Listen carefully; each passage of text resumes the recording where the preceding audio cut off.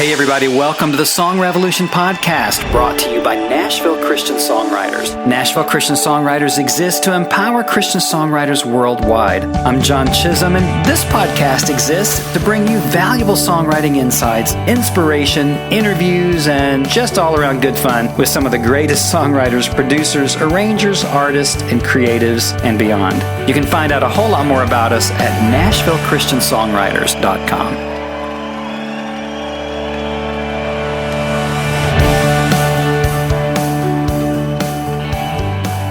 So let me ask you this. Do you ever wonder if you've got writer's block? You listen to the radio, you see these great songwriters coming out with hit after hit after hit, and you wonder if you're ever going to have a great idea or write a song again. Do you ever feel like that? Do you sit down at your keyboard or pick up your guitar and your laptop or whatever you like to write with, and nothing happens, and you get so depressed, and it happens again and again, and just that feeling of failure just goes exponential on you, and you just think, I am a complete and utter failure as a songwriter. Do you ever feel like that?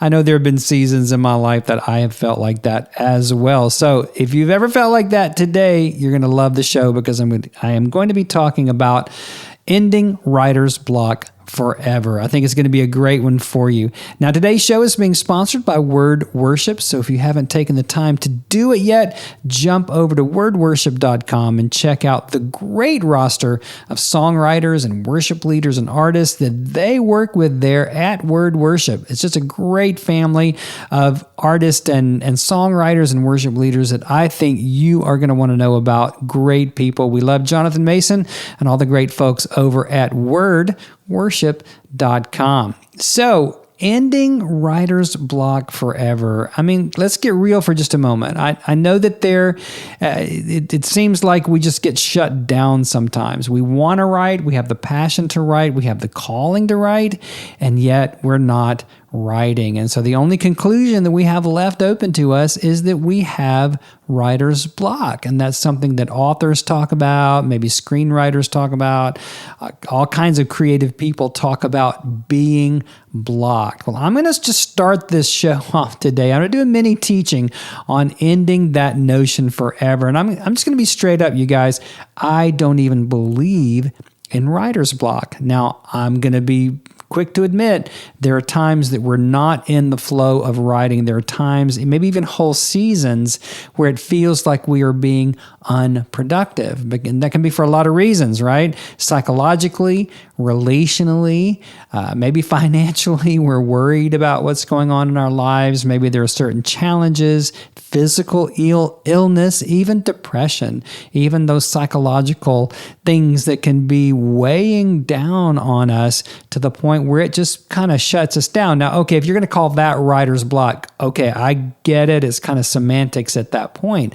But just to say that there's this mysterious, weird thing that is blocking us out there, and sometimes we call it supernatural, it's the devil, or it's a demon, or it's something out there that is keeping us from fulfilling this call to write. I say no. I'm not saying there can't be oppression or seasons of spiritual warfare and all that kind of thing, but that's different than this unidentifiable writer's block. I think it's just become a cultural myth.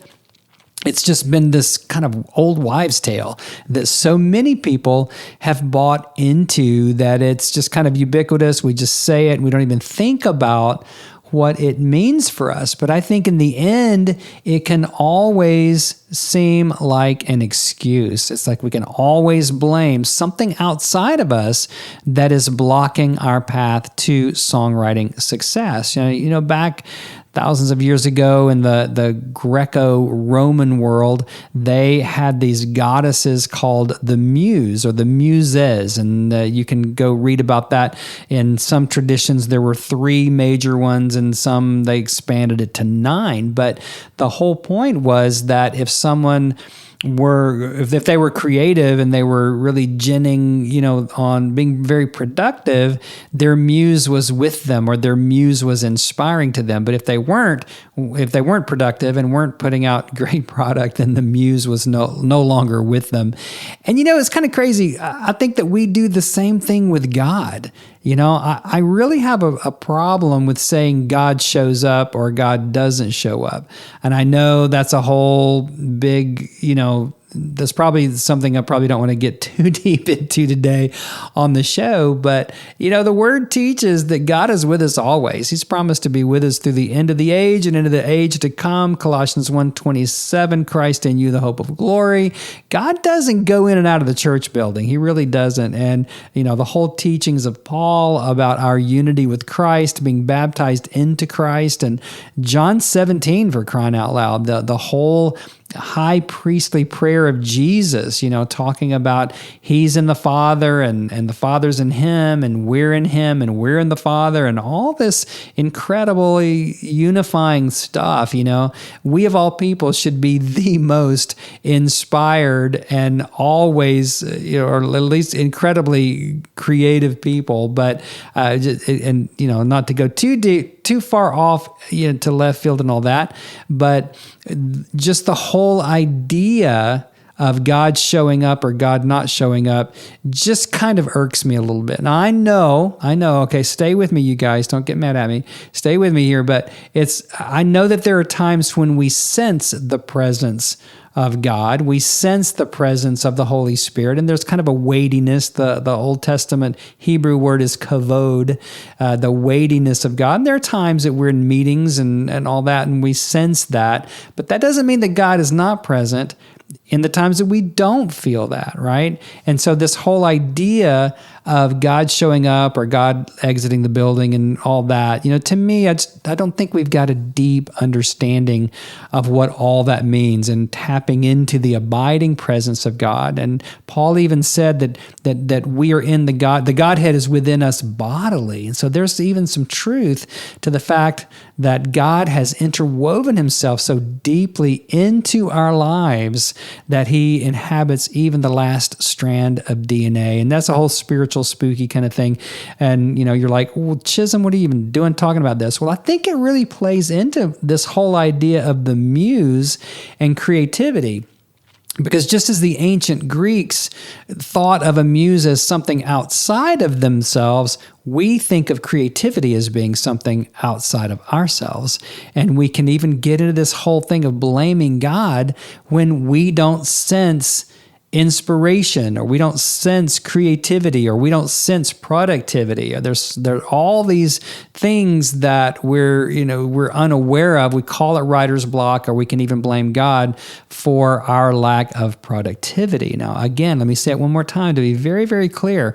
There are times where we are feeling the trials of this life. Now, for some people, that turns them on, and they get creative when they're going through the rough patches. But for other people, it just shuts us down and we don't get anything done. And then we say that we have writer's block when what we really have are financial problems. What we really have are emotional problems. What we really have are relational problems. And so we're not just in a clear headspace. And so we say we're blocked. And if that's the way semantically you want to put it, okay, that's fine.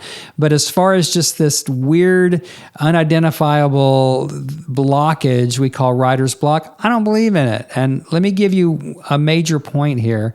I don't believe that creativity is a mystery. Creativity isn't a mystery. Creativity is a mindset. Creativity is the way that you live your life habitually. It's really a perspective on life that sets you up to win in any endeavor. Even if you don't think you're creative, if you're an accountant and you're dealing with the minutia of 0.00999 or whatever, you can still do that creatively. You can still approach your work with the utmost of creativity and with an openness to being inspired in everything you do. You're a plumber, you're an accountant, you're a banker, you're a doctor, you're whatever you are, or a songwriter. You can approach life with an unbelievably creative mindset and have incredible breakthroughs. And I think that's where a lot of writers that I deal with really find themselves. It's just they've just not imagined themselves working at a higher level of creativity. And so they write the same songs over and over and over again, using the same words, using the same chords, using the same bland perspectives, when there is an eternity out there. There's this eternal inspiration. There's this eternal resource in the Holy Spirit that can help us to take tremendous strides. Once we understand kind of the principles of songwriting, once we dig in here to the NCS membership, the boot camp, all these things where we teach you really how to craft songs, then that's where creativity's got to kick in. And some people think, well, I don't need to learn anything because I'm creative. Well, okay, well, show me. Hopefully that works out for you. But most of the people that I know, if not all of them, who are successful at this thing, they have this incredible blend of knowledge and creativity. It's really how they view themselves. They view themselves as creatives. They spend time exploring things, whether it's photography or dance or sculpture or medicine or whatever it might be that fuels a sense of creativity throughout their lives. So creativity isn't a mystery, it's a mindset. And your mindset really has to do with the way that you learned to think even as a young child, the first family reactions, right? And so all of life is really a pattern of reactions. Reactions lead us to patterns. Patterns lead us to habits. Habits really form our lifestyle or our personalities, and our personalities predict our destiny. And so I'm going to repeat that because it's so important, right? Our mindset is really the amalgam of our reactions, patterns, habits, lifestyle, personalities, which really are our destiny. We're carrying our destiny with us. Everything that has been formed in our lives, the way that we think about food, the way that we think about money, the way that we think about relationships, the way that we think about God, really, that's what we're carrying even in our bodies, because our spirits and our souls are not these disembodied entities floating around us. It's in our skin, it's in our bones, it's in our flesh. Our spirit inhabits our body, right? And so we carry all of those inner realities day to day. And if we don't have some kind of interruption in those patterns, our destiny will never change. So if you're an aspiring songwriter and you're not learning and you're not growing and you're not steeping yourself in creativity each and every day in some small way, then your patterns, your reactions, your patterns, habits, lifestyle is your personality ad infinitum. You're actually carrying the past into the future. You are just repeating the same thing over and over and over again. It's not, we don't recognize it sometimes, but we just say, well, that's just who I am. And so we carry the same old who I am into the next day and the next and the next, and nothing ever happens. And so the only way that anything can change and you can increase the dial, turn up the dial on your creativity, is to interrupt your patterns. I say it like this, you guys: to change your destiny, you've got to learn to interrupt your patterns. And people like Tony Robbins, these incredible teachers and motivational people, they understand this, that you are where you are because of the way you've thought all of your life. And even Einstein, one of the great quotes from Einstein is, "The thinking that got us to where we are is not the thinking that will get us where we want to be." And so I think that's so crucial. You know, we are where we are right now because of the thinking that we've had, the training that we've had, the reactions and the patterns that we've adopted for whatever reason. And, you know, you can't look back and blame yourself or blame significant people in your life, parents or teachers or, you know, preachers, but certainly Everyone has contributed. So if you don't like the results you're getting right now, you need an interrupted pattern. You need something to change. And, that's where teaching and training and coaching and all those things come in. Coaching has never been more popular than it is today. And it's just ubiquitous. You can get a coach for anything. Now, I know that a lot of even NBA players have up to 3 coaches in their lives because they know that without coaching, without that kind of input into their lives, they're going to keep repeating the same mistakes.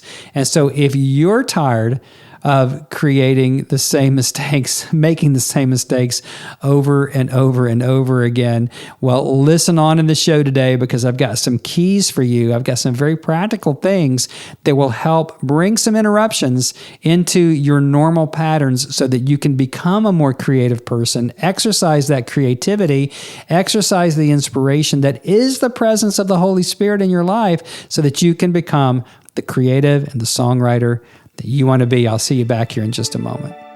We're going to take just a quick break and talk about something that I think is going to be very valuable for you as a Christian songwriter. So check it out. Do you feel like God's given you a bunch of songs, but you don't know what to do with them? Do you feel like you've got a real call on your life to write, but you're clueless about where to start? Or maybe you've got writer's block and you're wondering if you'll ever get the creative juices flowing again. Well, we've got you covered with NCS membership. NCS membership is all about community and how to grow in this calling you feel deep inside to be heard. We get it. We know that you just want to honor God with your talents and be a good steward of what He's given you. And that's why NCS membership could be your next right step to grow, learn, be challenged, get connected, and ultimately fulfill your dreams to glorify God and reach others with the same passion you feel. It's designed to help you tell your story and to reach listeners who will love your songs. With your NCS membership, you'll receive 24/7 access to valuable masterclasses on topics such as modern hymn writing, worship writing, song form, lyric development, and recording home demos, as well as discounts for other NCS products and a deep connection into a community of creatives who get you. There are a lot of songwriters out there, so you need to be the best you can be to stand out. Be heard, and become the songwriter you were born to be. Just go to NashvilleChristianSongwriters.com now to check out all the great benefits of becoming part of a decidedly Christian community of songwriters from all over the world. NCS membership, your next right step to being heard.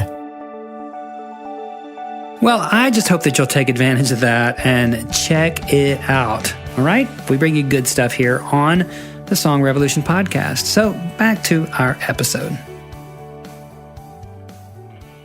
So in the first part of the show, we just identified the fact that there's really is no such thing as writer's block. Now, there are things that come against us in life, trials and tribulations, and we can have depression, and we can have financial pressures, and we can have relational issues, and we can certainly those things that can be a problem to overcome and feel the highest sense of creativity and productivity that we desire. But I believe that even during those times, we can be feeding our souls. We can be reading and studying and listening and learning and open, to inspiration and even collecting all kinds of ideas to use, when we kind of come out of this unproductive period. But I think the main thing that I wanted to point out from the first part of the show today is that writer's block is just really no more than a bad mental habit, and bad mental habits can really be broken. I mean, I think you might identify with some of these statements. Well, I just don't have enough time. I'm just too busy. I'm a mom. I got kids. I got to work. The yard has to be mowed. There's all kinds of things that they're keeping me from writing. Or the second thing, I don't know what to write about. Where do song ideas even come from? So there's kind of a lack of imagination. There's a lack of creative mindset there. Or maybe number 3, you can't focus, too tired. Or number 4, blaming low or no inspiration. And so there's a few things that I like to say about that, because I certainly have dealt with all of this too. And I understand, we are all very, very busy. And if you're not a full-time songwriter or independently wealthy, then you are working. And if you're a parent, you've got the duties, the cooking and cleaning and school, delivery, taking your kid to school and all the pickups and drop-offs and sports and church and all those things that really are demanding on our time and on our energy, right? And so when songwriting isn't a first priority, well, guess what? All of your energy really is being spent somewhere else. And so that's not writer's block, you guys. That's not a block at all. That's just really lifestyle and priorities, right? And so I think we need to wipe that one off the board and just say, okay, we make the time to do the things that are most important to us. And then the second one, just don't know what to write about. Where do song ideas even come from?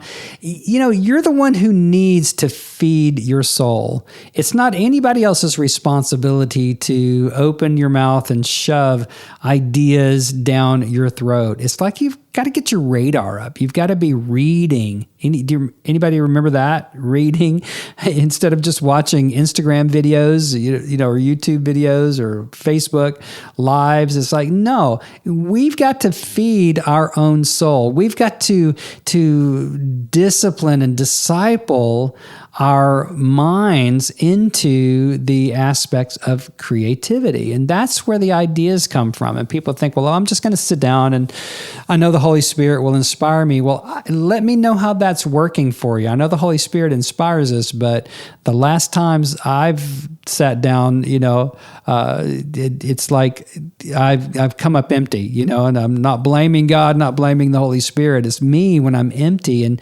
so many times people sit down and they try to write out of nothing, create like God does, ex nihilo, out of nothing. And it just really doesn't work. I mean, when you go to a writing session or spend time with yourself, writing, you need to have some focus. You need to have some ideas. You need to have been in a creative zone before you write, pre-write, to really have something that you're excited about, so that when you do sit down at the piano or with your guitar or your journal, however you do that, you have a target. You know what you're doing. You're not just sitting there with a blank mind. I mean, if you're like me and most people, you're probably going to just take a nap or go get a sandwich because you're empty. You got to be full when you go to the writing time. You got to be feeding yourself, right? And that's where the focus comes in.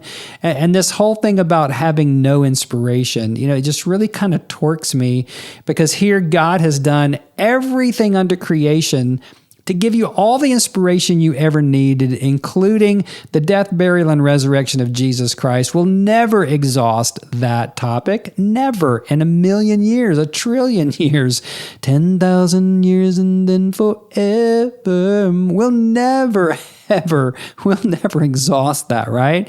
And so, and then even with the indwelling presence of the Holy Spirit, we of all people should be the most inspired, the most life-filled people on the planet. I think it was Joyce Meyer who said that we should be so filled with God that when you walk through the produce section at the grocery store, the lettuce ought to just freshen up. I like that, right? And so I think that we need to just stop using these reasons/excuses for not writing and admit it if we just don't want to do it, right?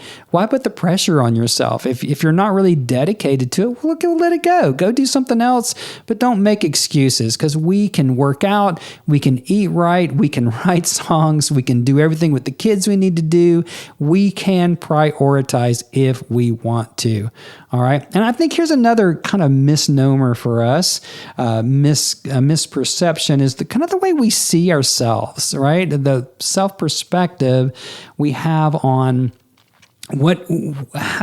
how we are as creative people. Let me try to give you the visual here. It's the difference between being a battery or being a power plant. And I think that most of us think of being filled up and emptied, filled up and emptied, filled up and emptied. And so when we talk about inspiration, we say, well, I just don't have any, and we don't know where to get filled. And kind of like we were talking about the muses earlier, we wait on God to fill us up again when he's saying, I've put within you the living water, John 14. I have given you my spirit forever. I've put a power plant within you. Ephesians chapter 1, where Paul said, I pray that the eyes of your heart would be enlightened. Open the eyes of my heart, Lord. Open that the eyes of my heart would be enlightened, that we would know the hope of our calling, the glorious riches of the inheritance of the saints. Now that's existent stuff, right? The power that is within you, the same power that raised Jesus from the dead. He didn't say, I pray that you would just have patience to sit there and wait for God to come fill you up. He said, no, I pray that you would know what you've got right now.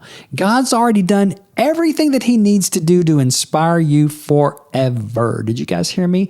So when we look at ourselves as a battery, a little Duracell or something, instead of this gigantic power plant that generates power, we can become more generative in our lives and not dependent on some outside source, someone to say something nice to us, or God to show up in order to be inspired. So even just kind of tweaking the way we think about ourselves as power plants instead of batteries, that in itself is a very powerful image and metaphor for us to think about. So let me give you, as we kind of wrap this thing up today, let me give you 4 ways to change the mental habit of saying that you're blocked. Number 1, become a voracious reader today. Get a good book. Read the Bible, yes, but read something else too, because I think that we fall into even patterns of reading the Bible where it doesn't even mean anything to us any longer. So get some great devotionals, read some people like Frederick Buechner and Henry Nouwen and Brennan Manning, some just great inspirational writers, or whoever you like, right? And maybe even read some people you don't like. Maybe broaden the way that you read so that you get some new, fresh ideas and you're not just drinking from the same wells over and over and over again. And let me ask you this question. How do you expect to write beautiful words if you're not filled with beautiful words? So become a voracious reader, and I guarantee you inspiration will start flowing. And number 2, increase your own music consumption by 50%. I'm just amazed at how many aspiring writers aren't really listeners. They don't listen enough. And so maybe they've got memories of their childhood music. And, people always tell me, well, I started, playing the trumpet when I was 12. It's like, well, great. Well, what are you doing now? And what are you listening to? I get so many great song ideas, and I get so inspired when I listen to music of all types. And I recommend this exercise to my songwriting clients called the iTunes Sweep, where you actually, you can listen to 30 seconds and 60 seconds and 90 seconds, maybe more, of so much right there on iTunes. So go pick a genre, start just sweeping through song after song after song, jot down ideas, get current, get fresh in what you're doing in your own songwriting. And number 3, study the craft. Athletes, doctors, my daughter's a nurse. She says they have training, every couple of months. They got to go back and get some training and refresh and some new things that are coming along.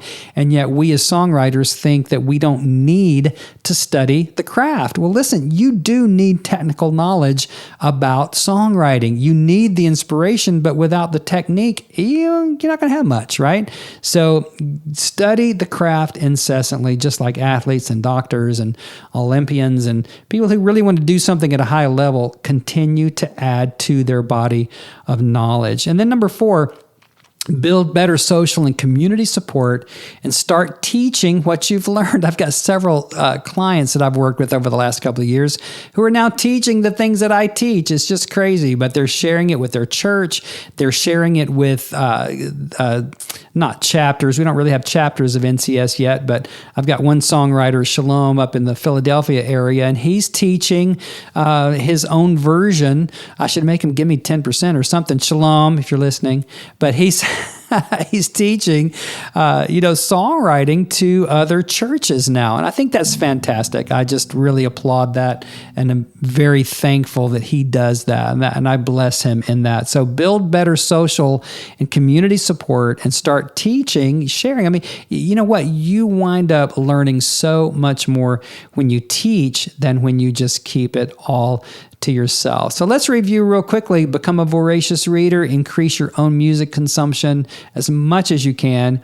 Study the craft of songwriting. We've got all kinds of resources for you here at NCS. You know that. And build better social and community support for your songs. And start teaching, start sharing, even on a small level with people around you. Well, it's been a great day to be with you here on the Song Revolution podcast. We have some great things coming up. Another intensive is coming up this summer, and then in the fall, our boot camp is ongoing. So if you want to take a deep dive, jump over to NashvilleChristianSongwriters.com. Check out what we've got, and I hope today that you will choose to never, ever, ever say that you've got writer's block. God bless you. See you next time.